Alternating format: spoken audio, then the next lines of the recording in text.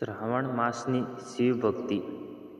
નમસ્કાર મિત્રો, આજે આપણે પવિત્ર શ્રાવણ માસ એટલે ભક્તિ, શ્રદ્ધા, ઉપાસના અને આત્મચિંતનનો મહિનો માનવામાં આવે છે. આ મહિનો ભગવાન શિવને ખૂબ જ પ્રિય માનવામાં આવે છે. શ્રાવણ માસમાં ભક્તો વહેલી સવારે ઉઠીને સ્નાન કરે છે, ભગવાન શિવની પૂજા કરે છે, શિવલિંગ પર જળ અને બીલીપત્ર અર્પણ કરે છે અને ઓમ નમઃ શિવાયનો જાપ કરે છે. મિત્રો, ભગવાન શિવને ભોળાનાથ કહેવામાં આવે છે.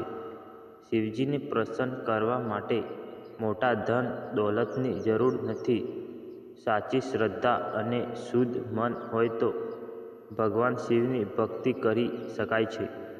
એક લોટો જળ, થોડા બીલીપત્ર અને સાચા હૃદયથી કરેલી પ્રાર્થના પણ શિવજીને પ્રિય છે.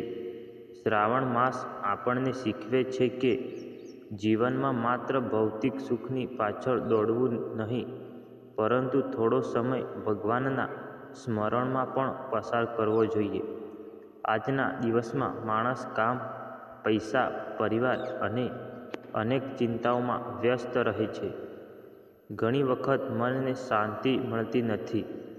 આવા સમયે ભગવાન શિવનું સ્મરણ મનને શાંતિ આપે છે.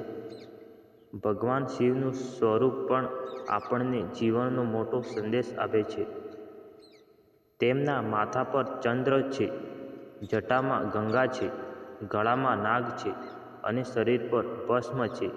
તેઓ વૈભવથી દૂર રહીને સાદગીનું જીવન દર્શાવે છે. તે આપણને સમજાવે છે કે સાચી ખુશી બહારની વસ્તુઓમાં નહીં, પરંતુ આપણા મનની શાંતિમાં રહેલી છે. મિત્રો, શ્રાવણ માસમાં સોમવારનું વિશેષ મહત્વ માનવામાં આવે છે. ઘણા ભક્તો સોમવારે ઉપવાસ કરે છે અને ભગવાન શિવની વિશેષ પૂજા કરે છે. પરંતુ ભક્તિનો અર્થ માત્ર ઉપવાસ કરવો નહીં. ભક્તિનો સાચો અર્થ છે મનને શુદ્ધ રાખવું, સારા વિચારો રાખવા, કોઈનું ખરાબ ન કરવું અને જરૂરિયાતમંદની મદદ કરવી. જો આપણે ભગવાન શિવની ભક્તિ કરીએ અને સાથે કોઈ વ્યક્તિને દુઃખ પહોંચાડીએ, કોઈનું અપમાન કરીએ અથવા કોઈની મદદ કરવાની તક હોવા છતાં મદદ ન કરીએ તો આપણી ભક્તિ અધૂરી રહી જાય છે. શિવજી આપણને દયા, ક્ષમા, સત્ય અને સાદગીનો માર્ગ બતાવે છે. ઓમ નમઃ શિવાય માત્ર 5 અક્ષરનો મંત્ર નથી. આ મંત્રનું સ્મરણ આપણું મન એકાગ્ર કરવામાં મદદ કરે છે. જ્યારે મનમાં ચિંતા હોય, મુશ્કેલી હોય અથવા જીવનમાં નિરાશા હોય ત્યારે થોડો સમય શાંતિથી બેસીને શિવજીનું સ્મરણ કરવું જોઈએ. મિત્રો, જીવનમાં મુશ્કેલીઓ દરેક વ્યક્તિના જીવનમાં આવે છે. કોઈના જીવનમાં પૈસાની સમસ્યા હોય છે, કોઈને પરિવારની ચિંતા હોય છે, કોઈને પોતાના ભવિષ્યની ચિંતા હોય છે. પરંતુ ભગવાન શિવની ભક્તિ આપણને મુશ્કેલી સામે લડવાની હિંમત આપે છે.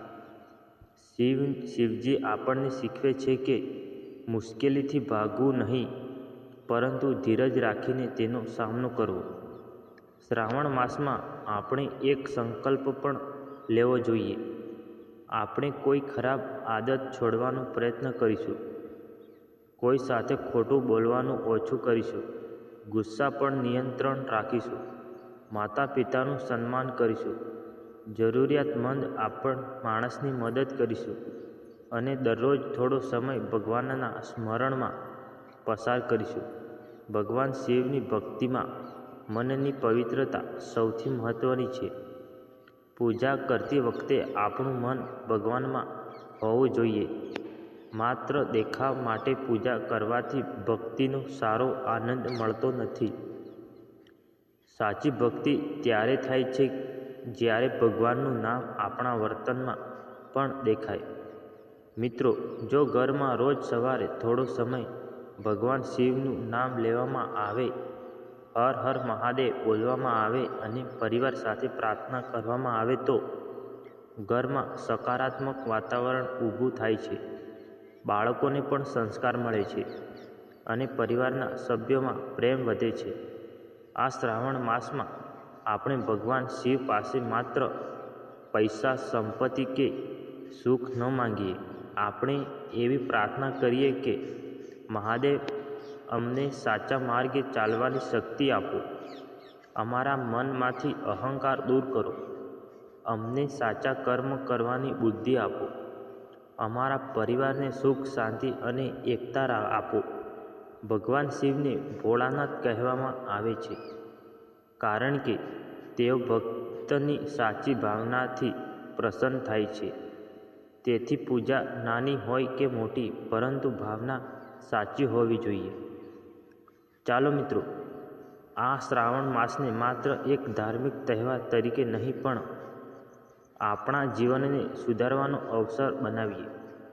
દરરોજ થોડો સમય ભગવાન શિવનું સ્મરણ કરીએ, સારા કર્મ કરીએ, કોઈને દુઃખ ન આપીએ, માતા પિતાની સેવા કરીએ અને જરૂરિયાતમંદ લોકોની મદદ કરીએ. અંતમાં ભગવાન શિવને પ્રાર્થના કરીએ, હે મહાદેવ, અમારા મનમાંથી નકારાત્મક વિચારો દૂર કરો. અમને સત્યના માર્ગે ચાલવાની શક્તિ આપો. અમારા જીવનમાં સુખ અને શાંતિ આપો. અમારા પરિવાર પર તમારી કૃપા હંમેશા બની રહે. દરેક વ્યક્તિને સ્વસ્થ, સુખી અને શાંતિપૂર્વક જીવન મળે.